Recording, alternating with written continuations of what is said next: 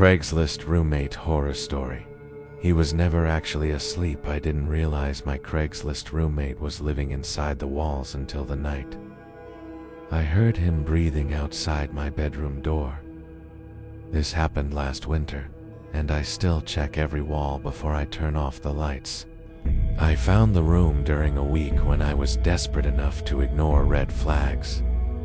Cheap rent, utilities included, quiet neighborhood, no pets. The listing said he worked nights and mostly kept to himself. When I met him, he stood too still, steady eye contact, calm voice. The apartment above the antique store smelled like dust and old wood, like something preserved longer than it should have been. He told me I probably wouldn't see much of him. Late warehouse shifts, long hours, good for both of us. I liked the idea of living alone without technically living alone. The first few nights felt peaceful. I'd hear the front door close around 10, his footsteps down the stairs, then silence until morning. It felt clean, predictable, safe. Then the kitchen light started turning itself on. I would wake up around 3 and see the glow under my door, certain I'd turned it off. The front door would still be locked from the inside, the chain in place, no sign of entry. One night I stayed awake to prove I wasn't imagining it. Round 3, I heard slow footsteps in the hallway, not approaching from outside, moving from inside the apartment. I checked my phone, T'd. No alert from the door camera I'd installed near the entrance. A T'd should have triggered if the door opened. It hadn't. The steps paused outside my room. I stared at the strip of light beneath the door, waiting for a shadow to pass, but none did. The handle didn't turn. After a long minute, the steps retreated. In the morning, I checked the footage.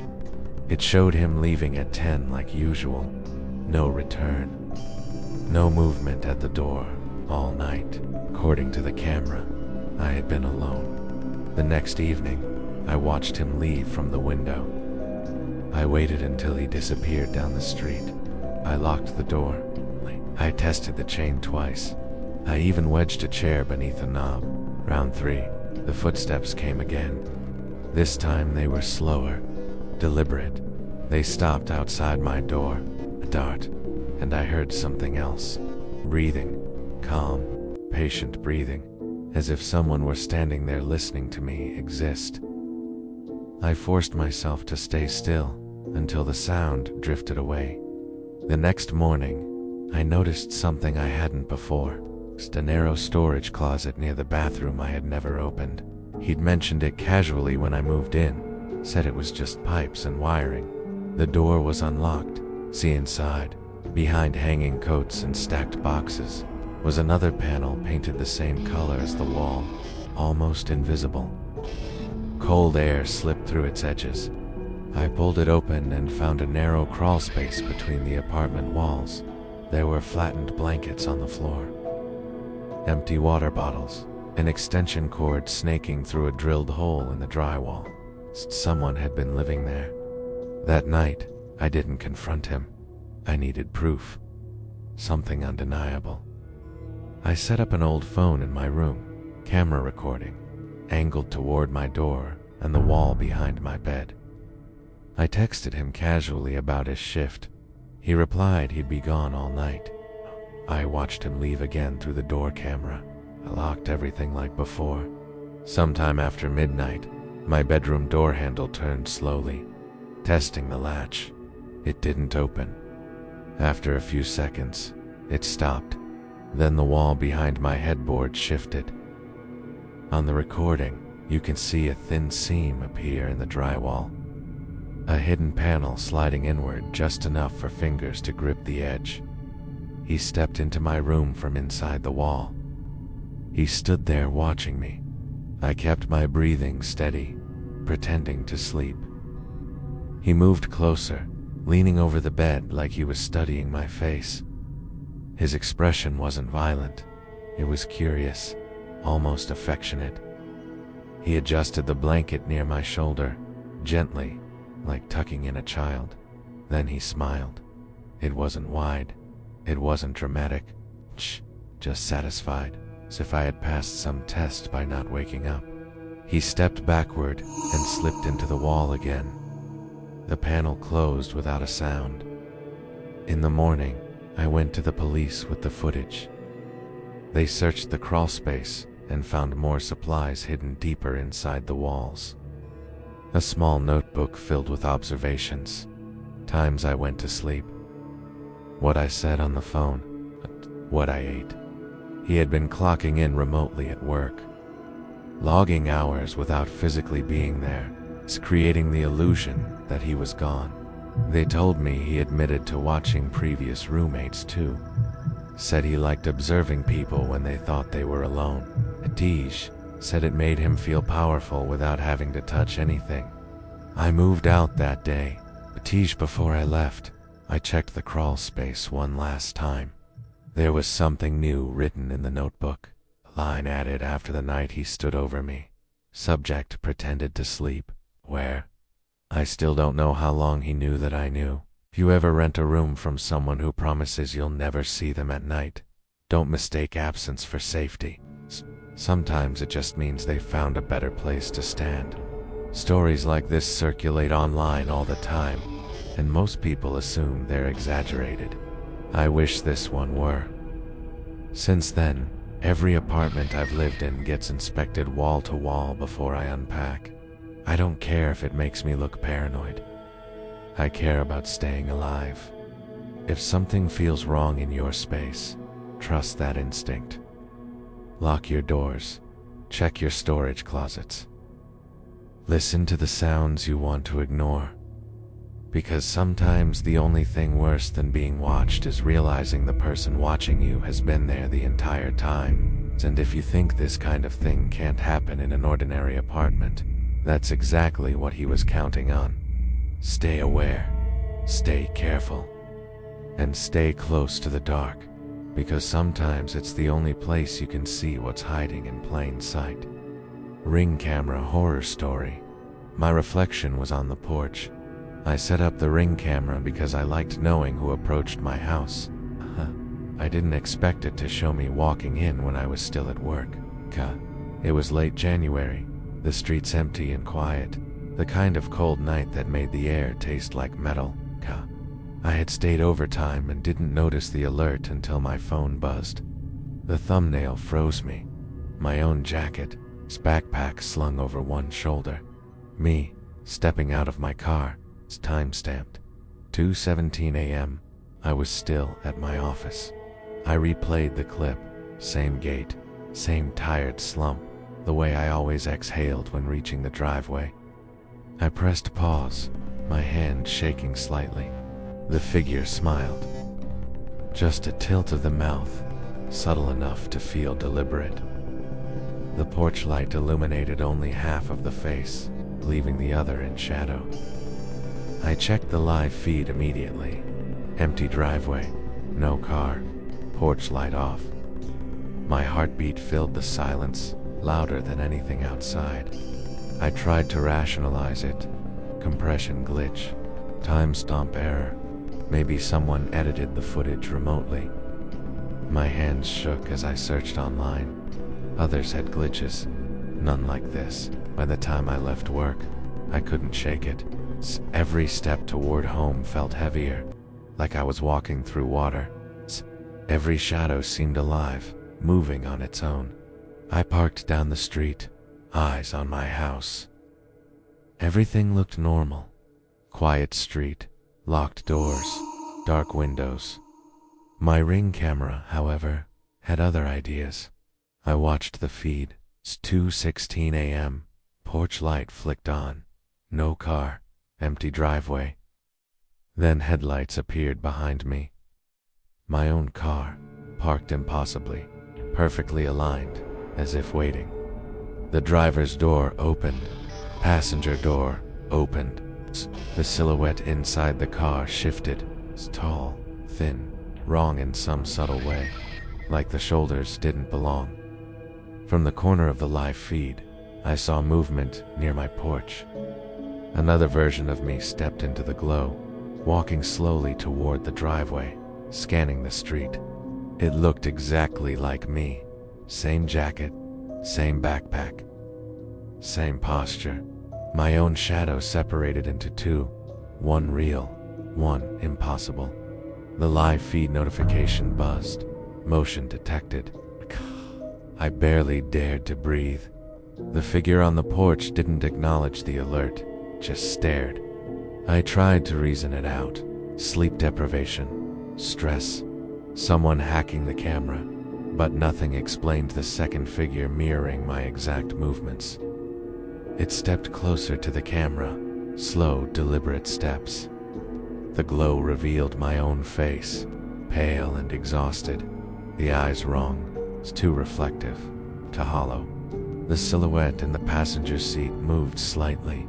It tilted, just enough to make me feel seen, recognized, studied, a tease. I ran. I didn't rationalize it. Spoochy, my legs carried me down the street faster than I could think. Every footstep echoed my own panic, overlapping like distorted echoes. I didn't look back. Every instinct told me I was being watched.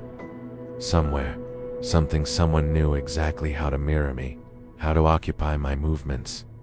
When I finally glanced over my shoulder, the lights were off, driveway empty, no signs of a person, no car, nothing that could explain what I had seen. The next morning, the Ring app still had one clip saved. 2:17 a.m., same driveway, same car, same reflection stepping out of the vehicle. The passenger seat held a silhouette I could barely make out. It wasn't a stranger. It was me, standing where I should not have been. I couldn't tell if I had imagined it. Rationality failed. Sleep deprivation, stress, nothing explained the hollow eyes staring back from the screen. I disconnected the camera that day, moved it to a closet. Power drained. No Wi-Fi, no motion alerts, nothing. Night came again. I couldn't sleep. Okay? Every creak of the house felt like footsteps. Okay, every shadow seemed to stretch, waiting for someone who didn't exist. Around 2:16 a.m., I woke to the faintest glow. Porch light. Off, on, off. My heartbeat synchronized with its flicker. I checked outside. Empty. No car, no figure. It's just the dark street and cold wind. But inside, the house felt heavier, denser, like someone had entered and left without leaving a trace. Watching the patterns of my life, I didn't move from bed, didn't breathe. Just watched the walls. Every shadow seemed alive, responding, anticipating. I reviewed the footage the next day. Only the original 2:17 a.m. clip remained. Nothing new. Nothing explaining the second version of me. I left that house 2 weeks later. No cameras, no notifications, minimal furniture. But every night, I wake up convinced something is moving behind the walls, just beyond my line of sight. Sometimes, when the street is empty and silent, the porch light flickers, and I know, somewhere, some version of me is still coming home. I never told anyone. Friends would think I was exaggerating, imagining it. I leave it here, in case someone watching has a Ring camera, has ever seen themselves when they shouldn't be, has felt eyes in a place they thought empty. Check your cameras. Watch the timestamps. Listen for the sounds you don't want to hear. Because the camera doesn't lie. Sometimes, it shows you things even you can't explain. And if you want more encounters like this, stories that feel too real to be coincidence, stay close to halfway between zero. Hidden in the walls, the apartment that watched me. I moved into the new apartment because it was cheap and quiet. The landlord said the previous tenant left suddenly, no reason given. I didn't ask questions. The building smelled like old paint and rusted pipes. My apartment was on the 3rd floor, corner unit. Light poured in through cracked blinds, but shadows gathered in every hallway corner. I unpacked quickly, boxes stacked neatly, nothing missing. But every night I heard faint creaks floorboards, walls settling. I told myself it was normal. Old buildings make noises. The first night, I woke to the sound of the bedroom door handle turning slowly. I froze, convinced it was the wind. My apartment door was locked from the inside. I stayed still. The sound stopped. I checked my phone. Notifications. No messages.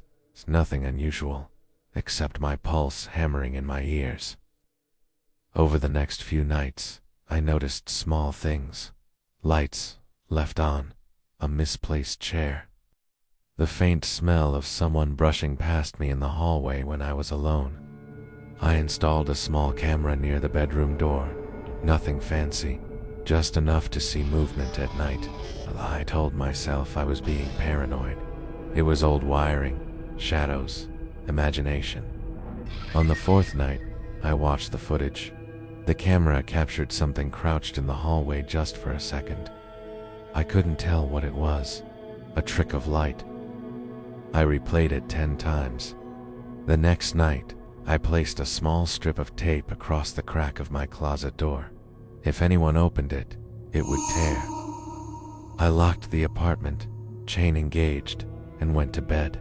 Round 2 a.m., I heard movement. Soft, deliberate steps. They paused outside my bedroom door. Then slow, measured breathing. Not panicked, not hurried. Patient, waiting. I did not move, did not breathe too loudly. The steps retreated.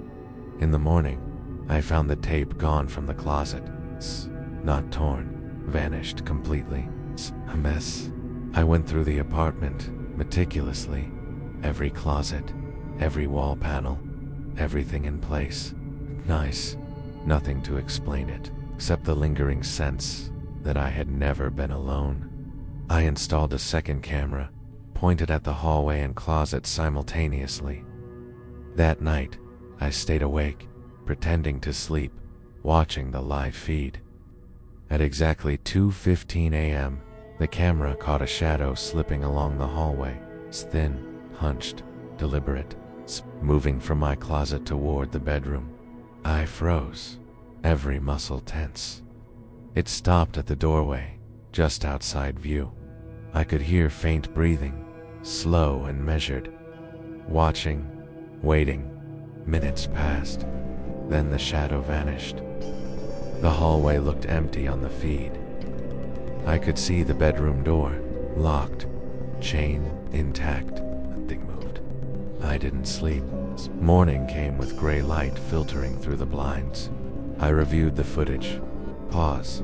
Rewind. Pause. There it was, moving from closet to doorway, the faintest outline of a figure. I checked the walls physically. Nothing. No cracks. No panels. But the air felt heavier. It's like someone had passed through, leaving their presence in its wake. I stayed days longer than I should have, trying to convince myself I was imagining it, but the feeling grew stronger. Every night, I heard steps. Every shadow seemed to lean toward me. I set a notebook in the hallway to record dates and times of strange occurrences. Number of footsteps, noises, lights flickering, doors moving. I had to quantify it. One night, I watched the feed, camera angle wide.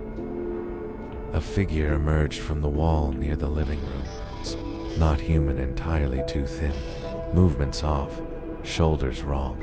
Stopped mid-step, as if sensing me watching. Then it froze completely, almost blending into the shadows. The camera barely captured it. My pulse raced. I realized it had been observing me all along. It's not just in the hallway, not just in the closet. It's watching patterns, waiting for mistakes, learning me. I didn't know what it wanted. Recognition, control, simply presence.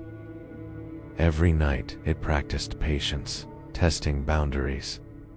My walls became its space, my life a stage. I began sleeping with all lights on, doors double locked. Nothing stopped the sound of shifting floorboards. Nothing stopped the feeling of eyes on me when I walked alone. Finally, I recorded the live feed on my phone, hoping to catch something undeniable. That night, the figure appeared again, closer than ever, leaning slightly toward the camera, watching. I watched in horror as it moved with precision. Adjusting the room subtly, blankets shifted, chairs realigned, objects slightly moved. It was mimicking me, anticipating my actions. The next morning, I fled, packed in silence, locked every door, and left. The building was quiet when I stepped outside. Nothing to indicate the horror within. I never returned. Friends didn't believe me. Landlords said no one else reported issues. But I know what I saw, felt, heard. Every apartment I've lived in since. I checked the walls, closets, even light fixtures. I cannot ignore the possibility of someone or something watching. The cameras can show you what is visible. They cannot show the presence that slips past, the shadow that waits. The shape in the walls that only comes alive when you think you're alone. If you rent an apartment, a cheap room, or a hidden corner, trust your instincts. Pay attention to what feels wrong. Check every nook, every panel, every closet. Some presences are patient, some learn, some wait in silence, okay, and some, like mine, never leave. Halfway between zero is where I share these encounters. You may doubt them. You may ignore them, but I promise, they are real. They are waiting.